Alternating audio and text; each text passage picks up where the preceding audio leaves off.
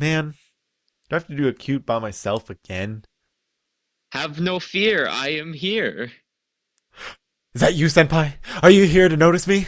No, Senpai's never gonna notice you. I'm on Skype, you idiot. Oh, one day.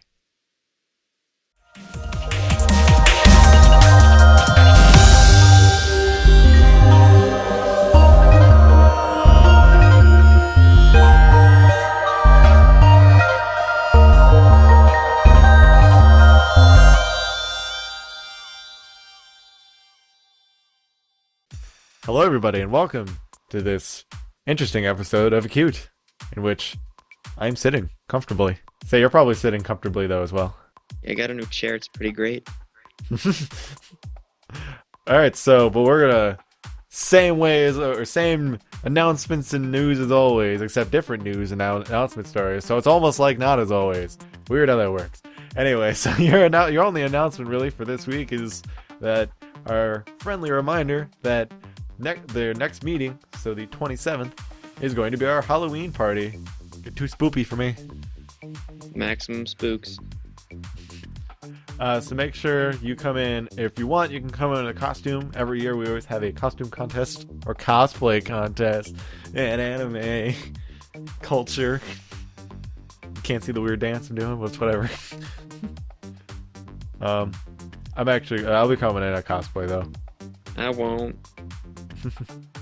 Should I bring my wonderful anime mask? Yeah, I'll wear that. Yeah. I'll scare so many people away. That thing's actually scary. That's the best part. You're grabbing it, aren't you? Yep. That thing's actually Prepare to see this.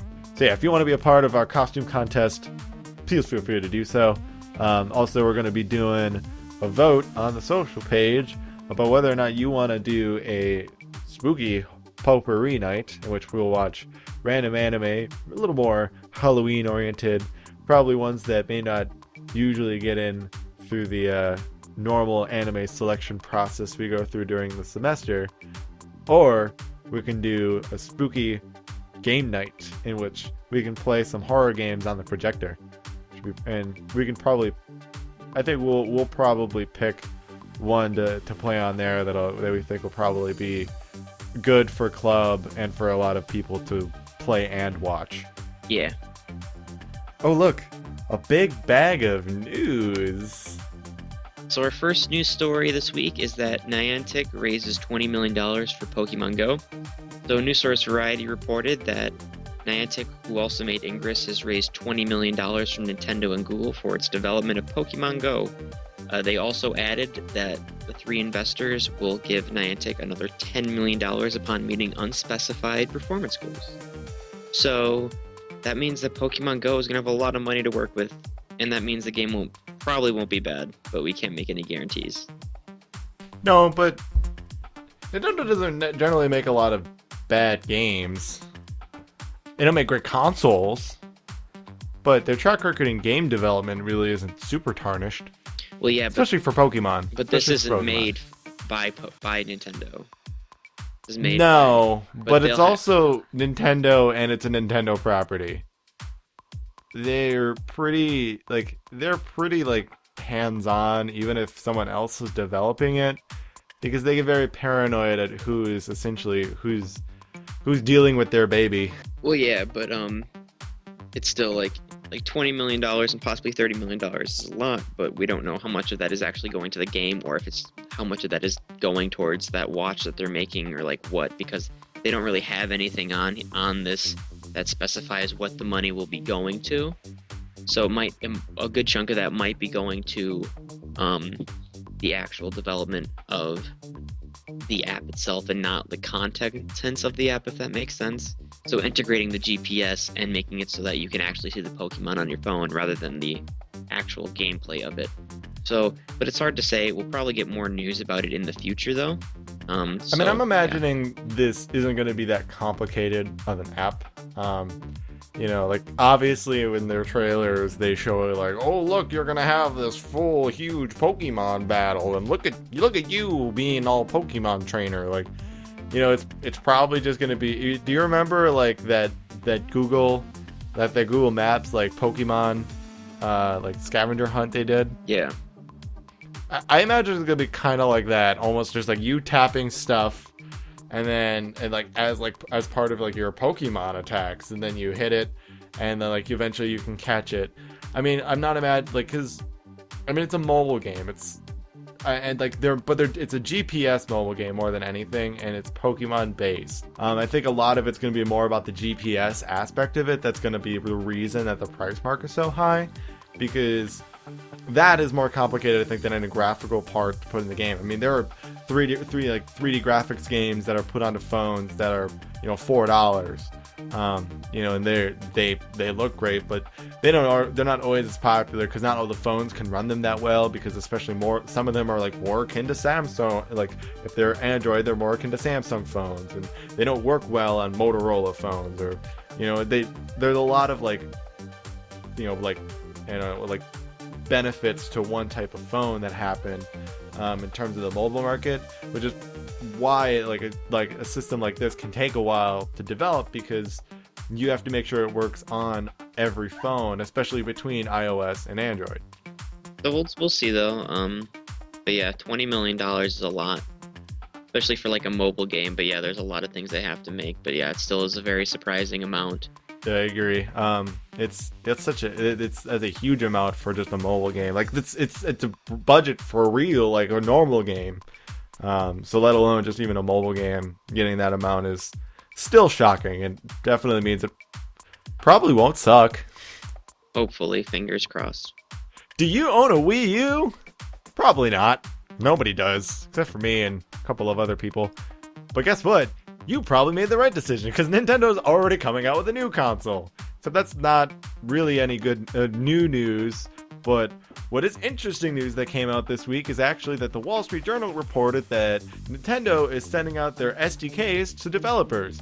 What are those? I believe they're called software development kits. I'm not sure about the software part. I know it's development kit, but they are just dev kits that are sent to developers. So essentially they can see what the console is going to entail in terms of its technical capabilities. And reportedly, according to people who are, familiar with with Nintendo or at least and those developers, the system specs are actually pretty good looking for Nintendo. They're definitely not a Wii U. They're going to be much more powerful than the microwave Wii U power capabilities. Yeah, this story just screams like a lot of good signs for Nintendo, because one, they're giving out their dev kit for people to actually try, which means they're confident enough in people to make third-party games, which really doesn't happen that often. I feel like they're more desperate for that though, yeah, because probably. There was such a lack of it on the Wii U, because nobody could develop for it. It was not a great system, because it was such a downgraded product according to what compared to what was happening at the time, where everyone was working with PS4 and Xbox One dev kits, that I feel like they're just more desperate for them. Yeah, but hopefully it means that they're confident in what they have already, that they're releasing it pretty early, because I don't even think there's a release date for the new console. There is no release date yet for the console. They only stated that they're going to be announcing it in July of 2016, which is E3. And the assumption that's going around the rumor mill of, and I believe the Wall Street Journal article does actually state this as well, is that essentially the idea is being shown that because they're already sending out dev kits, that means they're pretty far along in the console building process. So then what they're actually going to be planning on doing then is announcing this console at E3 and then putting it out in the fall. Probably closer, if anything, maybe closer to the holiday season, but I would expect it to be around October, November, just because that time is such a big point for video games, especially in terms of releases, that and it wouldn't be the first time we would have a release, an announcement about a console release and it releasing in the same year. I mean, that happened with both the Xbox One and PS4. It was a little sooner for them, but I mean, Nintendo can really do it whenever they want. It doesn't, it depends on whether or not it's finished. It doesn't matter how long they spend advertising it. Yeah, I think they need the third party to actually have it be a competing console and not just an Xbox versus PlayStation war. They probably want the name Nintendo to be mentioned somewhere in there, and this hopefully will make it equal. Like, we don't know how well the third-party developers are doing with the development kits, so we can't say for sure if it is an easy console to develop for. But hopefully this brings it on a more level playing field. I personally, I don't think that this is going to do anything. I think at this point in the game, maybe they'll just release it. They'll release this console and then they'll release another one when Xbox, PlayStation release a new one, because it's so far. It's like they're 2 years out after the Xbox One and the PS4 that it's like they can't really catch up at this point, and they can't really take sales away, because if someone wanted to choose one console by now, like they already chose it. So, and the chances of somebody coming in and wanting to get a new console, it's like, well, why would I get this newly released console that doesn't have as many games on it? Or I could get the Xbox One or the PS4 that has a well-developed game library on it that's almost 2 years worth at this point. So, I mean, I think it depends on how powerful it gets. If they release a system that is technically more powerful than what is on the market right now, even though, yeah, they are 2 years behind in terms of actually by then it'll be 3 years behind the console race, they may in fact still come out better from it. I think if anything, it'll at least just get it. If the console does well enough, it'll get them out of the rut that they're in now. Like economically, I mean, granted, they're not. It's not like they're in trouble. No. But this is the last year was the first year that they operated on a loss, and they probably don't want to continue to do that. Because you do that enough years, then yeah, there will be a problem. So I think if it goes well enough, I think then at least Nintendo can run at a profit. Because I feel like some people, because there's always like Nintendo's just that like horrible drug, right? Like you hate it. There's a point, and it does something that like makes you not like it, but then like then it comes back, and it's just like, yeah, you know, guess what? I can still make you feel. I can still make you feel it.